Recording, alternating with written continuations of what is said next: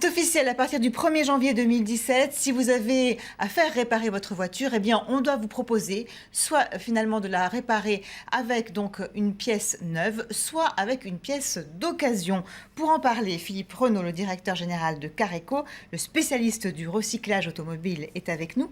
Alors d'abord, un mot sur votre profil. Vous avez passé 15 ans à développer les réseaux Catena et puis Monsieur Bricolage, 5 années donc également chez Gamme Vert. Vous êtes allé donc également à la Vie Claire, à Proxy. Vous venez maintenant donc d'être nommé directeur général du groupe Careco. Comment ça se fait qu'un profil comme le vous arrive aujourd'hui dans cette entreprise? Probablement parce que le métier de recycleur automobile a beaucoup changé. Historiquement, on était des casse-auto. Mais ça, c'était avant. Et aujourd'hui, on va résolument sur un autre métier qui est la production et la distribution de pièces détachées d'occasion, avec tous les critères de la grande distribution, enseigne commune, service commun, discours consommateur très affirmé. Donc je pense que c'est ce profil issu de la grande distribution qui a dû retenir l'attention du conseil d'administration de Careco. Alors, si on revient donc à cette disposition qui vient d'être publiée au journal officiel, quel est finalement son principal avantage? Ça veut dire qu'on va faire des économies, c'est surtout ça l'avantage? Alors effectivement, il y a un décret de loi qui a été publié le 30 mai 2016 qui s'inscrit dans le prolongement de la loi de transition énergétique qui avait été votée en août 2015 et qui vise à recycler les pièces qui peuvent l'être, puisque les ressources de la planète ne sont pas illimitées. Mais ça, on le sait bien. Donc ce décret, il dit tout simplement que tout professionnel de l'automobile qui propose des prestations d'entretien ou de réparation de véhicules doit permettre aux consommateurs d'opter pour des pièces de rechange d'occasion à la place de pièces neuves. Donc c'est quelque chose d'extrêmement nouveau, même si historiquement les réparateurs se sont toujours adressés à des établissements comme les nôtres pour s'approvisionner en pièces d'occasion. Mais cette loi nouvelle, elle formalise cette pratique et elle l'encourage. Donc c'est très bon pour le porte-monnaie du consommateur et puis c'est aussi très bon pour la planète. Oui, parce qu'en moyenne, c'est combien alors? Donc finalement, la facture d'entretien automobile, sur une année, on parle de 700 € par an à peu près? Oui, alors ça représente, hors achat du véhicule, ça représente 8,4% du budget des ménages. C'est extrêmement important. Oui, surtout que ça vous tombe dessus toujours au mauvais moment, finalement. On va dire, oui, tout à fait. On n'est jamais prêt à une pièce qui lâche, etc. Donc c'est quelque chose de très important. Et puis, le coût des réparations a considérablement augmenté. En 1995, on était sur une base 100. Et aujourd'hui, le coût des réparations est à l'indice 122. Et pourquoi alors? Parce que les voitures sont devenues plus technologiques? Plus technologiques, la main-d'œuvre, bien sûr, est chère. Alors que dans le même temps, le prix des voitures, relativement, il a baissé. Donc on est sur un coût de réparation qui est extrêmement important. Les particuliers s'en rendent compte et sont à la recherche de plans malins. Et nous, on incarne un peu cette culture du bon plan, de l'acheter pas cher. Oui, parce que vous pouvez arriver à alléger la facture de combien finalement au total? Une pièce d'occasion, c'est 50 à 70% moins cher qu'une pièce neuve.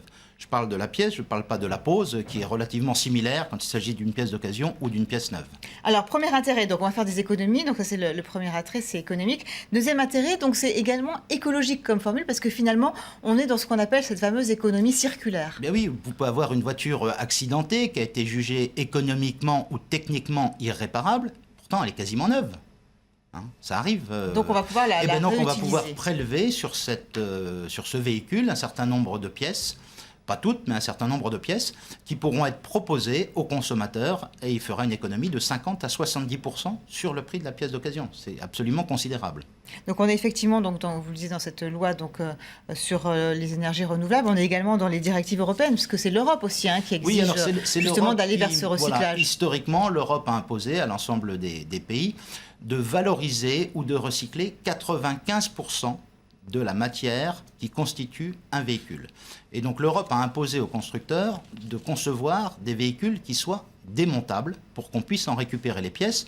Certaines sont destinées à être revendues en l'état et d'autres vont vers les filières de recyclage. Par exemple, les carcasses en fer ou en aluminium sont refondues pour revenir à nouveau de la matière première. Alors, on voit bien, donc, intérêt économique, intérêt écologique, mais quand même, la grande question, c'est est-ce que c'est pas dangereux? Parce que, donc, sur certaines pièces, on peut bien comprendre qu'on peut prendre une pièce d'occasion pour réparer une voiture, pour un rétroviseur ou des phares, mais sur des pièces d'usure, c'est pas possible de prendre des pièces d'occasion. Alors, juridiquement, c'est pas interdit, mais en pratique, personne ne le fait.